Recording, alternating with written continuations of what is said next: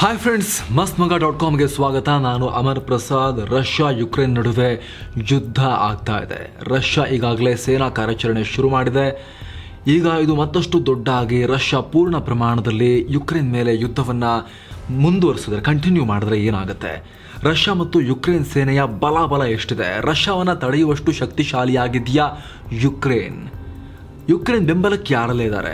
ಎಲ್ಲವನ್ನ ಈ ವಿಡಿಯೋದಲ್ಲಿ ತಿಳಿಸೋ ಪ್ರಯತ್ನವನ್ನು ಮಾಡ್ತೀವಿ. ಅದಕ್ಕೂ ಮುನ್ನ ನೀವಿನ್ನೂ ಮಸ್ತ್ಮಗ.ಕಾಮ್ನ ಚಾನಲ್ಗೆ ಸಬ್ಸ್ಕ್ರೈಬ್ ಆಗಿಲ್ಲ ಅಂದರೆ ಈ ಕೂಡಲೇ ಸಬ್ಸ್ಕ್ರೈಬ್ ಮಾಡಿ ಸ್ನೇಹಿತರೆ. ಪಕ್ಕದ ಬೆಲ್ ಐಕಾನ್ ಮೇಲೆ ಕ್ಲಿಕ್ ಮಾಡೋದನ್ನು ಯಾವುದೇ ಕಾರಣಕ್ಕೂ ಮರಿಬೇಡಿ. ಬನ್ನಿ ಫ್ರೆಂಡ್ಸ್, ನೇರವಾಗಿ ಎರಡು ದೇಶಗಳ ಬಲ ಹೇಗಿದೆ ಅಂತ ನಾವೀಗ ನೋಡ್ತಾ ಹೋಗೋಣ. ಯುಕ್ರೇನ್, ಇದರ ರಾಜಧಾನಿ ಕೀವ್ ಅಥವಾ ಕೇವ್, ಭೂಭಾಗ 6.3 ಲಕ್ಷ ಚದರ ಕಿಲೋಮೀಟರ್, ಜನಸಂಖ್ಯೆ 4.37 ಕೋಟಿ. ರಷ್ಯಾ ವಿಚಾರಕ್ಕೆ ಬಂದರೆ, ರಷ್ಯಾ ರಾಜಧಾನಿ ಮಾಸ್ಕೋ, ಭೂಭಾಗ 1.70 ಕೋಟಿ ಚದರ ಕಿಲೋಮೀಟರ್, ದೊಡ್ಡ ದೇಶ ರಷ್ಯಾ, ಜನಸಂಖ್ಯೆ 14.23 ಕೋಟಿ. ವಿಶ್ವದ ಅತಿ ದೊಡ್ಡ ದೇಶ ರಷ್ಯಾ.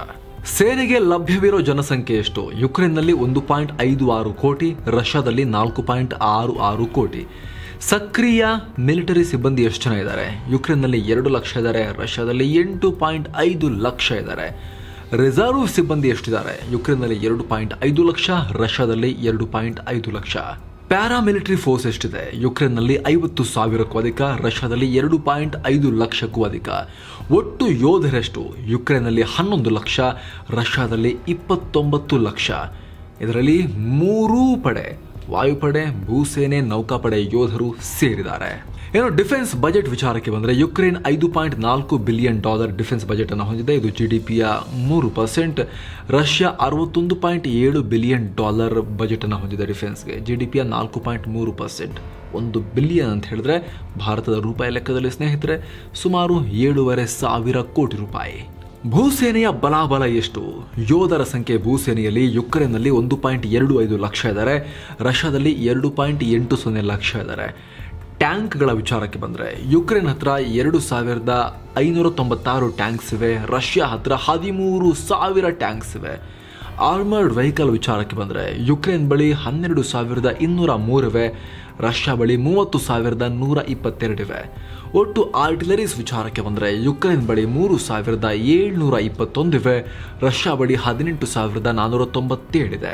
ರಾಕೆಟ್ ಆರ್ಟಿಲರಿ ವಿಚಾರಕ್ಕೆ ಬಂದರೆ, ಯುಕ್ರೇನ್ ಹತ್ರ 630, ರಷ್ಯಾ ಬಳಿ 4,359.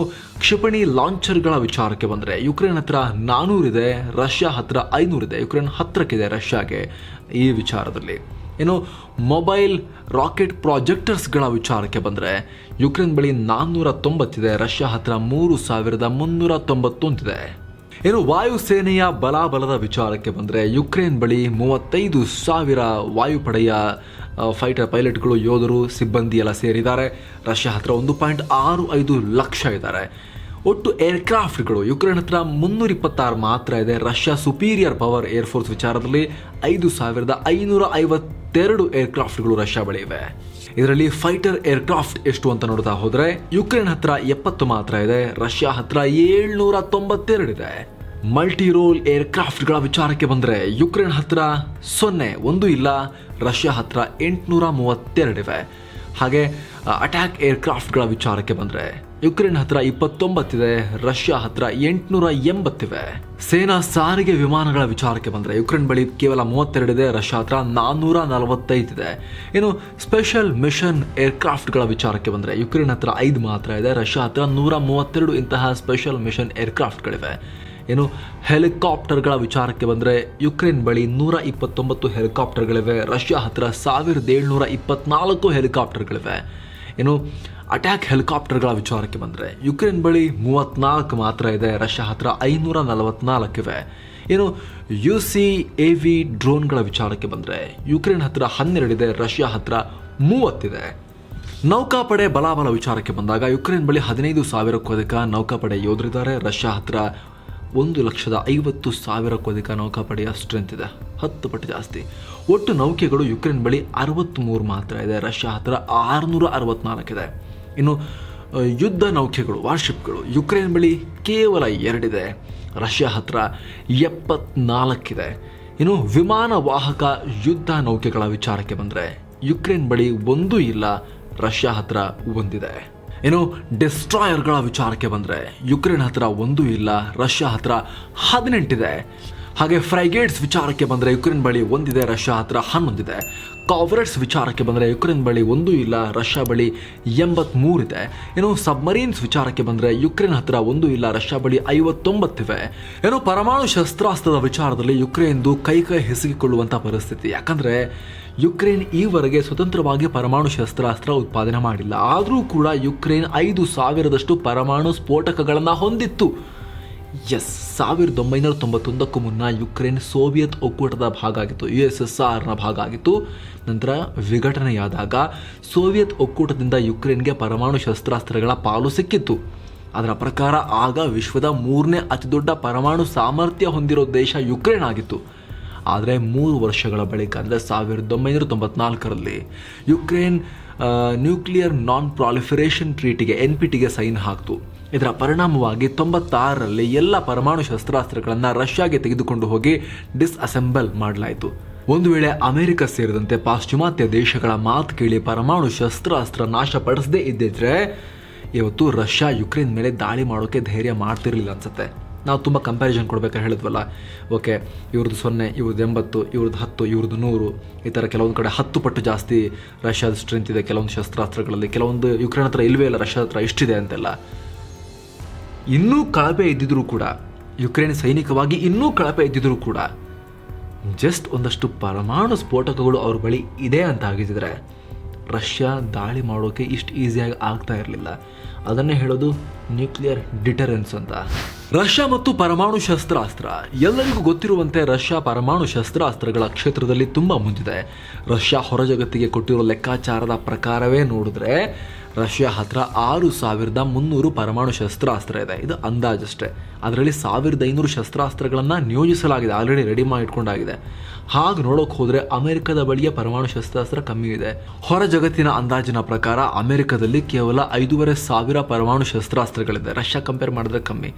ಅವುಗಳ ಪೈಕಿ 1,400 ಮಾತ್ರ ನಿಯೋಜನೆ ಕೂಡ ಮಾಡಲಾಗಿದೆ ರೆಡಿಯಾಗಿ ಎನಿ ಮೂಮೆಂಟ್ ಯೂಸ್ಗೆ. ಅಂದರೆ ಅಮೆರಿಕಗಿಂತಲೂ ರಷ್ಯಾದ ಬಳಿಯ ಪರಮಾಣು ಶಕ್ತಿ ಜಾಸ್ತಿ ಇದೆ ಅಂತಾಯಿತು ಹೊರ ಜಗತ್ತಿನ ಅಂದಾಜಿನ ಪ್ರಕಾರ. ಅಂದಹಾಗೆ 2ನೇ ಮಹಾಯುದ್ಧದ ಅಂತ್ಯದಲ್ಲಿ ಜಪಾನ್ನ ಹಿರೋಶಿಮಾ ಮತ್ತು ನಾಗಸಾಕಿ ಮೇಲೆ ಅಮೆರಿಕ ಮೊದಲ ಬಾರಿಗೆ ಪರಮಾಣು ಸ್ಫೋಟಕಗಳನ್ನು ಬಳಸಿತು. ಇದಾದ ಬಳಿಕ ಸೋವಿಯತ್ ಒಕ್ಕೂಟ ಕೂಡ ಪರಮಾಣು ಶಕ್ತಿ ಹೊಂದೋ ರೇಸ್ಗೆ ಬಿತ್ತು. ರಷ್ಯಾ 1949ರಲ್ಲಿ ಮೊದಲ ಬಾರಿ ಪರಮಾಣು ಪರೀಕ್ಷೆ ನಡೆಸಿತು.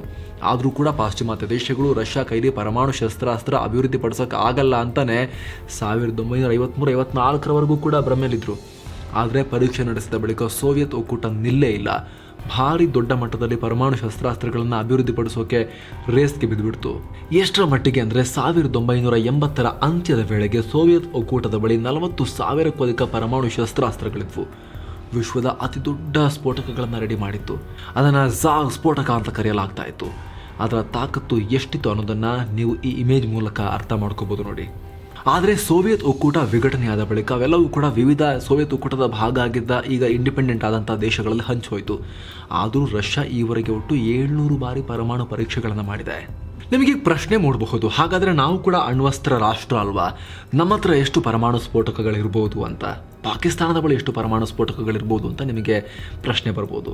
ಸ್ನೇಹಿತರೆ, ಅಫಿಷಿಯಲ್ ಆಗಿ ಎಲ್ಲೂ ಕೂಡ ಈ ನಂಬರ್ನ ಬಹಿರಂಗಪಡಿಸೋದಿಲ್ಲ. ಅಂದಾಜಿನ ಪ್ರಕಾರ ಭಾರತ ಪಾಕಿಸ್ತಾನ ಎರಡರ ಬಳಿ ಕೂಡ 150ರಿಂದ 170 ಒಳಗೆ ಆಸುಪಾಸಿನಷ್ಟು ಆ ನಂಬರ್ನ ಪರಮಾಣು ಸ್ಫೋಟಕಗಳನ್ನು ರೆಡಿ ಮಾಡಿ ಇಟ್ಕೊಂಡಿದ್ದಾರೆ ಅಂತ ಅಂದಾಜು ಮಾಡಲಾಗಿದೆ.